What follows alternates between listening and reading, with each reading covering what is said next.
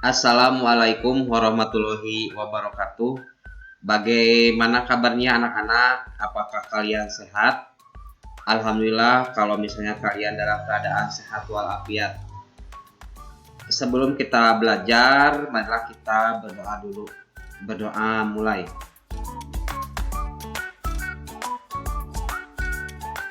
Selesai. Baiklah anak-anak, materi yang akan Bapak sampaikan pada hari ini yaitu tentang teks berita. Kompetensi dasar yang akan Bapak sampaikan yaitu mengidentifikasi unsur-unsur teks berita yang didengar ataupun dibaca. Adapun tujuan dari pembelajaran kali ini yaitu peserta didik mampu memahami pengertian teks berita, mengetahui unsur-unsur berita 5W1H. Jadi intinya kalian harus bisa mengetahui pengertian dan unsur-unsur berita ya, ataupun dikatakan dengan 5W1H. Nah, untuk lebih lanjut, sebelum kita ke materi, Bapak di sini akan menayangkan sebuah video tentang teks berita. Silakan kalian menyaksikan teks berita. Sekarang langsung saja kita pantau perkembangan data virus corona di dunia dan juga di Indonesia. Ya, kita lihat secara global jumlah kasus virus corona atau pasien yang sudah terinfeksi virus corona telah mencapai lebih dari 1.272.000 orang. Sementara itu, yang meninggal telah mencapai hampir 70.000 atau 69.428 dan untuk pasien yang sembuh telah mencapai 262.331. Dan di dunia, seperti kita ketahui, jumlah kasus virus corona tertinggi yaitu bukan di Tiongkok, namun telah berpusat di Amerika Serikat yang telah mencapai 336.830 kasus dengan jumlah pasien yang telah meninggal mencapai 9.618 dan juga pasien sembuh telah mencapai 17.977 dan kasus virus corona tertinggi di Amerika Serikat ini berpusat di kota New York. Dari jumlah kasus virus corona yang telah mencapai 336.000 ini, di kota New York sendiri telah mencapai 122.000 kasus.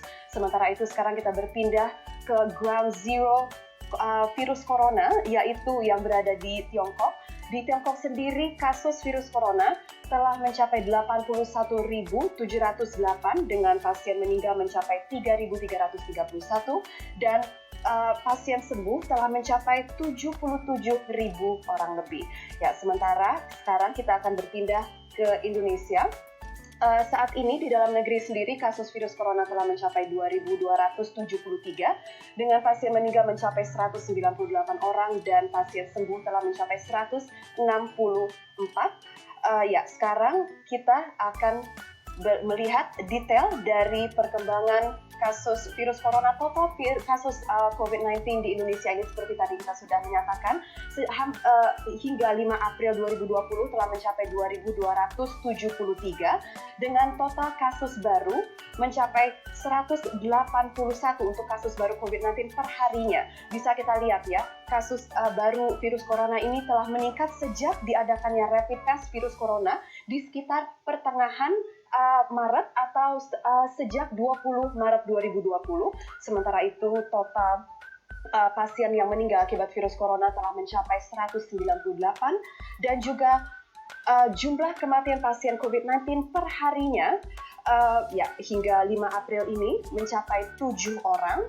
Ya, sementara itu bisa kita lihat di sini untuk jumlah kasus virus corona yang paling banyak di Indonesia ini terdapat di Jakarta yang sudah mencapai 1.124 kasus dengan 95 pasien yang telah meninggal dunia dan 56 pasien yang sembuh. Dan di DKI Jakarta sendiri kasus virus corona terbanyak itu berpusat di Jakarta Selatan.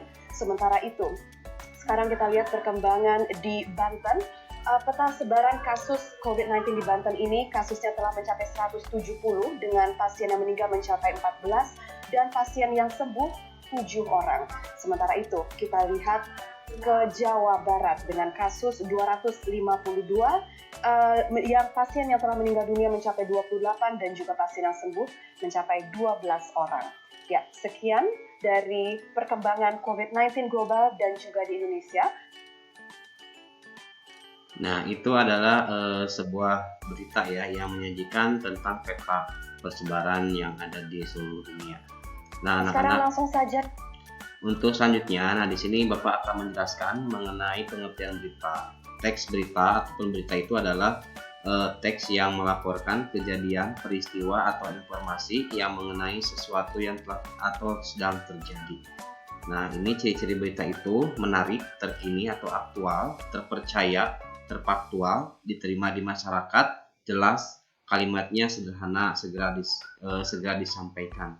Nah, ini berarti ciri-ciri teks berita ataupun ciri-ciri beritanya. Adapun contohnya di sini ini berarti mengenai pemilihan di TPS 3 ya sebanyak 549. Nah, ini berarti mengenai contoh teks berita. Intinya teks berita ini merupakan kejadian ataupun peristiwa atau informasi mengenai sesuatu yang telah atau yang sedang terjadi.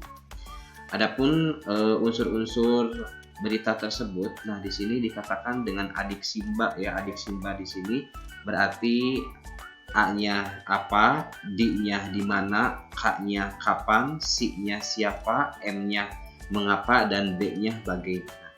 Nah, kalau adik simba ataupun bisa dikatakan dengan 5W1H ya. 5W1H itu menggunakan rumus bahasa Inggris. Kalau bahasa Indonesianya adik simba ya. Itu adalah unsur-unsur berita. Nah, itu ya yang telah Bapak sampaikan. Jadi intinya kesimpulannya dari materi ini adalah mengenai unsur-unsur berita. Jadi kalian harus bisa mengetahui tentang unsur-unsur berita tersebut ya. Ada adik simba ya. What, who, why, when, how, where. Itu atau dikatakan dengan 5W1H. Nah, untuk tugasnya kalian nanti masuk ke aplikasi web readabout.com. Nanti kalian sudah disajikan soal di sana, tinggal dibaca saja soalnya, lalu kalian tulis di write a post ya. Di sana ada write post, langsung dipublishnya ke kelas kalian masing-masing. Nah, seperti itu. Terima kasih. Wassalamualaikum warahmatullahi wabarakatuh.